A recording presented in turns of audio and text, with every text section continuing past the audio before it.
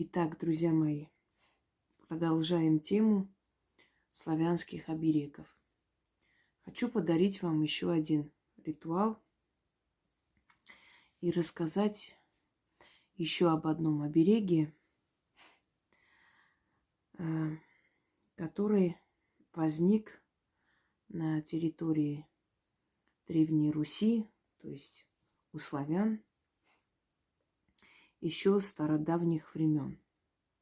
Птица счастья. Птица счастья, которые изготавливали из различных материалов. Из полена, из ткани. Щепная птица счастья, известна вам наверняка. В деревнях видели вы эти птицы счастья, которые висели возле дворов, возле входных, дверей. Там, где ребенок рождался, маленький ребенок, то есть как оберег для маленького ребенка, младенца. В гостиной, где собиралась вся семья. Эти птицы изготавливались из рогозы, из соломы, из джута. То есть они могли быть из различного материала, но предназначение у этих птиц было общее: охранять, оберегать дом, не пускать в дом болезни, бедствия, изгонять из дома злых духов и призывать в дом богатство. Считаю нужным еще раз вам объяснить о том, что не ткань и не иные материалы на самом деле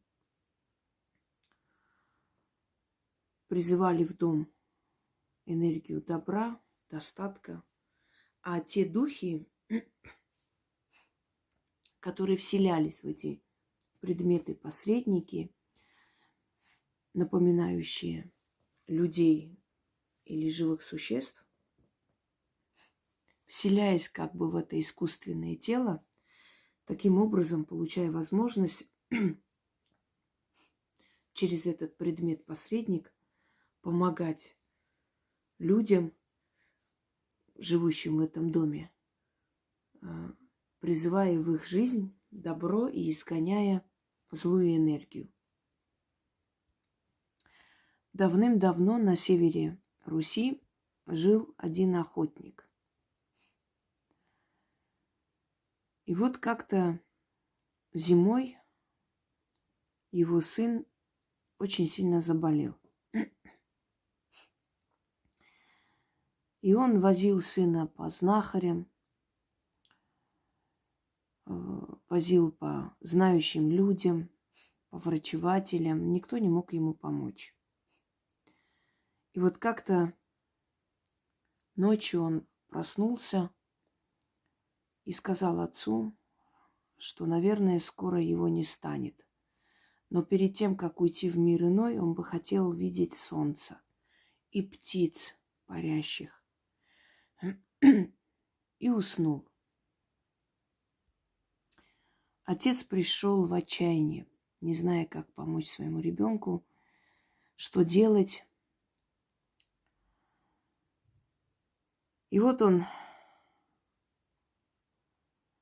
распалил очаг, задумался, смотрел в огонь, и вдруг пришла такая мысль: взять и смастерить из полена птицу. Он смастерил эту птицу и подвесил над кроватью сына. И когда сын проснулся, он посмотрел и радостно крикнул: «Птица, я вижу птицу! Это птица счастья!» После этого он пошел на поправку, вылечился. И все, кто узнал про эту птицу, стали вешать у себя дома подобную птицу, считая, что эта птица посланница богини Лады. Той самой, которая оберегает семью, семейный очаг, дарует людям любовь, гармонию в семье. Одним словом, лад и покой. Вот с тех самых пор птицы счастья можно было, этих птиц счастья можно было встретить часто в русских селениях. И в богатых домах, и в обычных домах обычных людей, и в домах мастеровых, и даже в княжеских теремах. Считалось, что эти птицы изгоняют из дома бедность, нищету, невзгоды, не пускают темных духов, охраняют, оберегают очаг и призывают в дом богатство и благополучие. И опять же хочу сказать, что до наших дней дошли легенды, рассказы, сказания, но, к сожалению, именно таких заговоров, оживляющих и призывающих этих духов, до нас не дошли, эти заговоры. Поэтому, естественно, как человек знающий, собирающий народный фольклор, я очень многое воссоздала на основе традиций, обрядов и обычаев народов мира. И воссоздала, естественно, эти замечательные обычаи в том числе. Хочу вам сказать, еще раз напомнить, что эти все славянские обереги – это все работа Яны. Мастера, которые могут... Знаете, вообще талантливый человек, талантлив во многом. Если не во всем, то во многом. И мне просто достаточно просто объяснить ей, что именно я хотела бы получить, как должны выглядеть эти работы. И она просто уже на лету схватывает и это все изготавливает. Обереги до нас дошли, восстанавливается эта культура оберегов, различных символов, кукол, мотанок и прочее. Но, как я уже говорила, именно заговорная часть до нас не дошла. Только оберег дома хранить можно, конечно, но не сработает в полную силу. Просто как символ, как красивая, красивая работа мастера. Ну, отчасти и будет работать, оберегать. Но если вы хотите, чтобы эти обереги работали в полную силу, тогда вам нужно время от времени активизировать заговором. То есть призывать этих духов или призванных духов все время усиливать, чтобы они работали, срабатывали и оберегали ваш дом, привлекая туда удачные энергии. Эти птицы, то есть этих птиц можно подвесить там, где входная дверь, там, где детская. Если дети, например, боятся ночью спать, вообще замечательно будет помогать эта птица. После появления этих птиц вы можете их сделать несколько, то есть дома. Это неограниченное количество. После их появления вы заметите, что спать будете лучше, кошмарные сны будут реже сниться, а может и полностью прекратятся. На кухне обычно их вешали для того, чтобы, когда семья собиралась вокруг самовара, вот этот дым самовара, он оживлял эту птицу. Знаете, птица начинала двигаться. Некоторые люди, которым я давно давала эти обереги, то есть говорила, что нужно делать, они признавались, что часто видели, как эти птицы двигаются.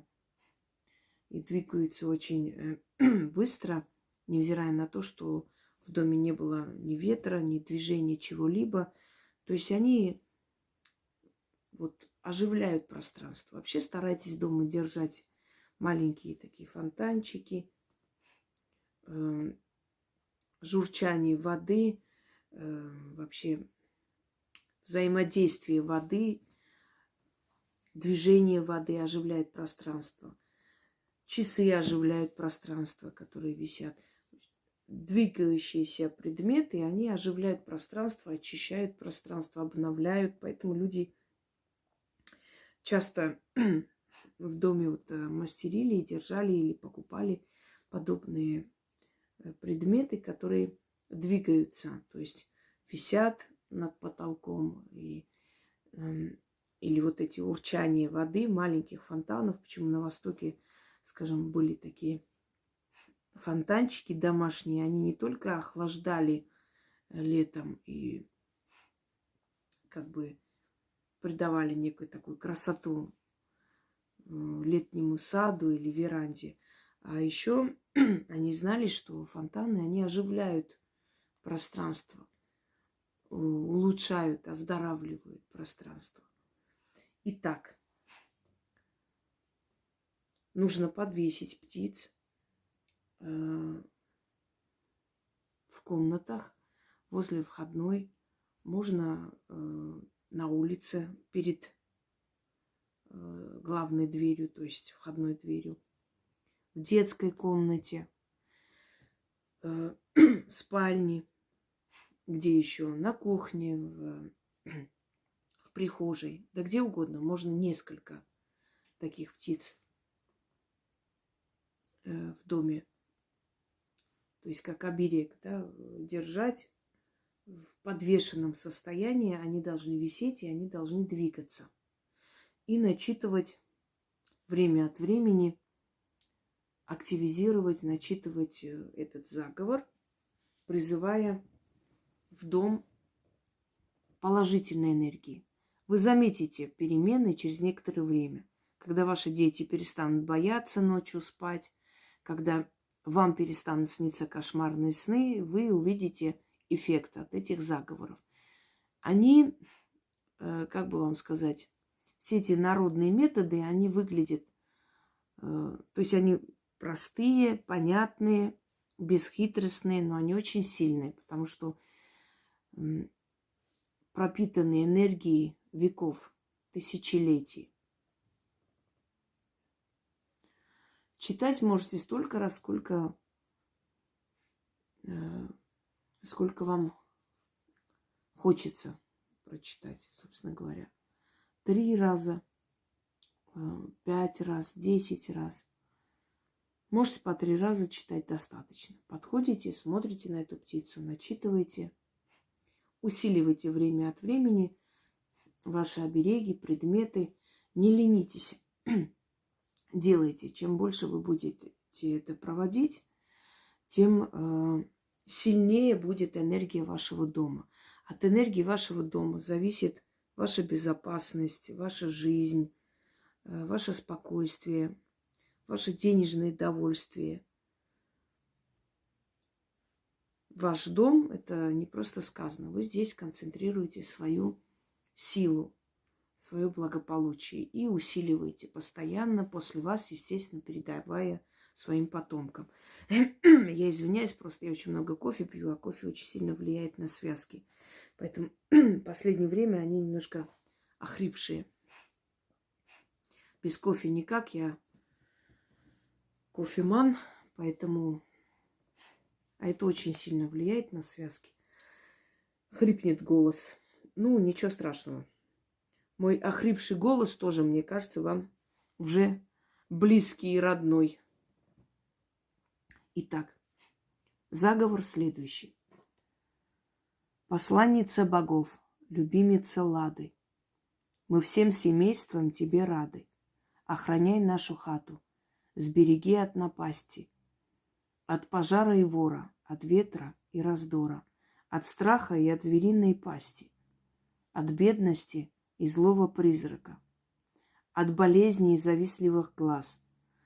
Доброго гостя пропускай, злого гостя изгоняй.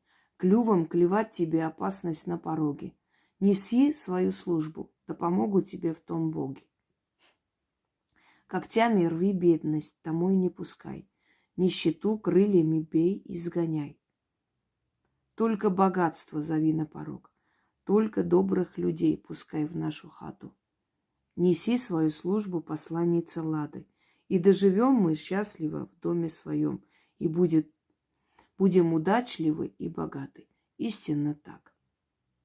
Посланница богов, любимица Лады, мы всем семейством тебе рады. Охраняй нашу хату, сбереги от напасти, от пожара и вора, от ветра и раздора, от страха и от звериной пасти, от бедности и злого призрака, от болезней и завистливых глаз. Доброго гостя пропускай, злого гостя изгоняй. Клювом клевать тебе опасность на пороге. Неси свою службу, да помогут тебе в том боги. Когтями рви бедность, домой не пускай. Нищету крыльями бей, изгоняй. Только богатство зови на порог. Только добрых людей пускай в нашу хату. Неси свою службу, посланница Лады, и доживем мы счастливо в доме своем, и будем удачливы и богаты. Истинно так. Посланница богов, любимица Лады, мы всем семейством тебе рады. Охраняй нашу хату, сбереги от напасти, от пожара и вора, от ветра и раздора, от страха и от звериной пасти, от бедности и злого призрака, от болезней и завистливых глаз. Доброго гостя пропускай, злого гостя изгоняй. Клювом клевать тебе опасность на пороге. Неси свою службу, да помогут тебе в том боги. Когтями рви бедность, домой не пускай. Нищету крыльями бей, изгоняй. Только богатство зови на порог, только добрых людей пускай в нашу хату. Неси свою службу, посланница Лады, и доживем мы счастливо в доме своем, и будем удачливы и богаты. Истинно так. И еще одно. Заметьте, после того, как вы это сделаете, и птица у вас будет охранять ваш дом, некоторые люди перестанут к вам ходить домой. Или зайдут и быстро уйдут. И потом, через некоторое время, вы узнаете, что это были люди не совсем хорошие. Что от них исходило сплетни и всякое такое. Всем удачи, всех благ. И пусть обереги и заговоры, активизирующие эти обереги, вам помогут жить хорошо и счастливо. Потому что человек рождается для того, чтобы быть счастливым. Всем удачи!